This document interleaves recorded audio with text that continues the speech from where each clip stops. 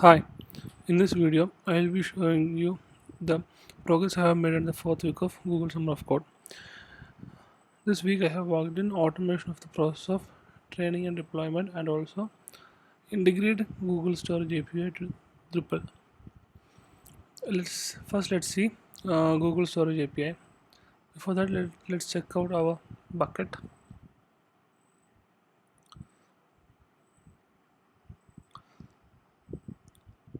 Uh, in this we cannot see a bucket or a folder named drupal-ml-repo. So after we upload this file, there will be a new folder created and that file will be uploaded to that. So let's try it. Let's try to upload an image file. uh, Let it be img2. Okay, let me try to upload it.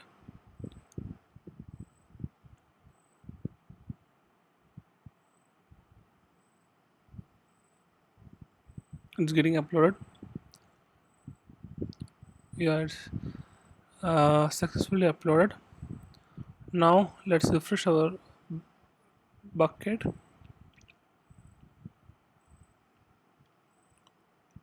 Yeah, you got this ml-repository and this is our file ml-2.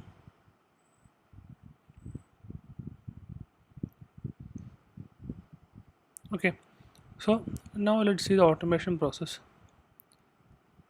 In this we have added that Google Storage API functionality here. So we can pick a file from our own computer and upload it. So let's try a new one.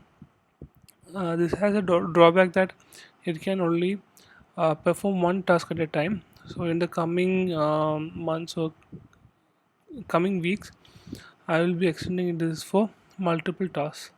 So we have this is actually a one-click app, like one-click app that can be used to perform the whole cycle of training and deployment.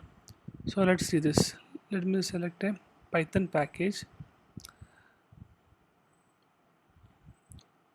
It's mandatory that Python package should be in gzip file format. Let's select the module name. Let's take this data. Let's take train the URI,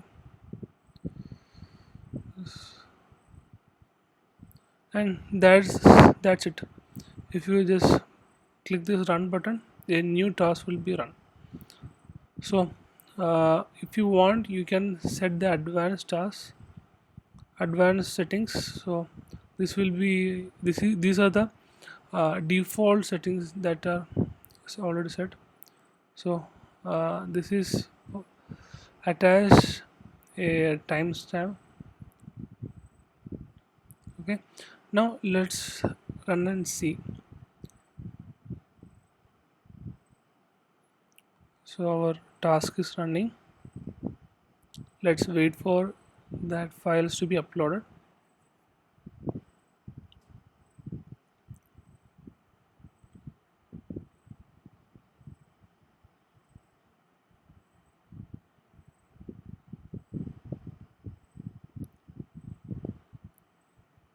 Yeah, these files are uploaded, and let's see the status. Yeah, we can see it has started preparing, and there is a cron job that is running underneath this module, and we can get the update whenever that cron job is done. So right now I have set the interval to 1 minute. So let's see. uh, let's view our bucket once again.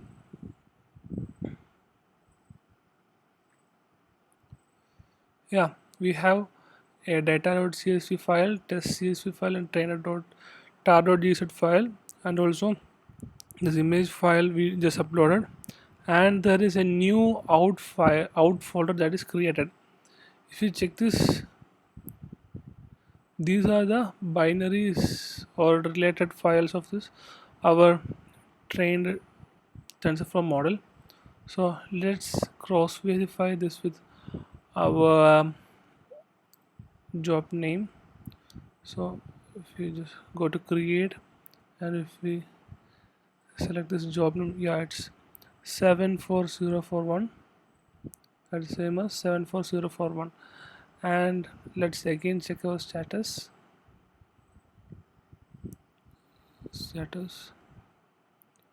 Yeah, it has started running. So if we go to our jobs,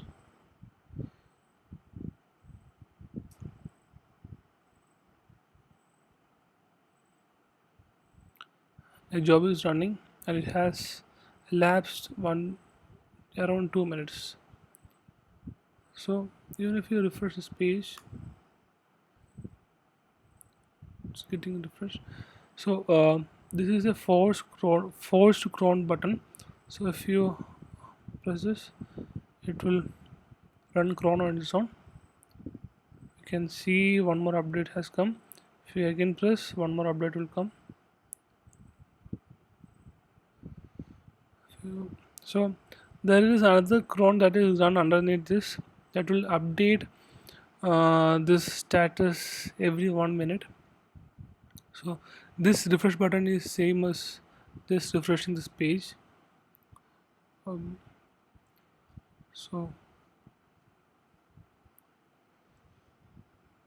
these are the advanced settings. We can set our job name or number of training steps, output directory.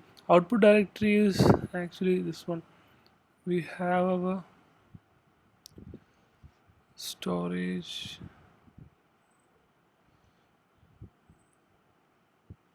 The storage, we can see that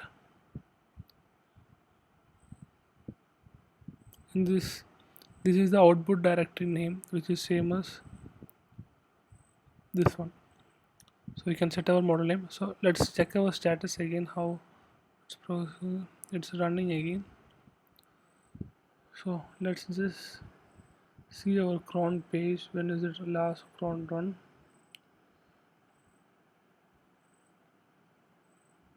It was run 20 seconds ago. Update. Let's keep on refreshing this page so that we won't miss whenever this is done.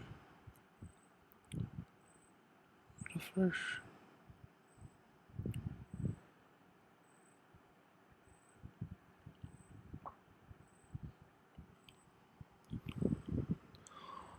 Once the training is done, it takes only few seconds to deploy the model. It's particular for this model since this model is very small. So let's keep on refreshing. Yeah, it has just successfully created the model, and if you refresh again, you can see that we have deployed the version also. So let's see if this version is working, if we can predict using this version and all. So let's copy this. Let's go to a predict page, and this is our old model. Let's just replace with this one.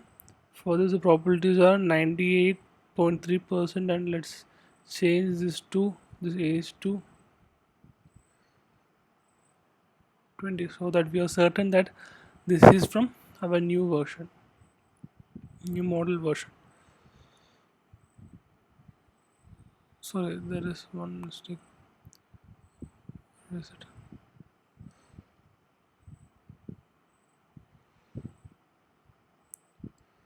That was our version name. We should give our model name. So this is our model name. If we give the correct name, we can get the predictions. Yeah, we successfully got our prediction, and the probability is 99.4%. So it's 99.4% certain that his income category is in less than 50K. So that's all for this week.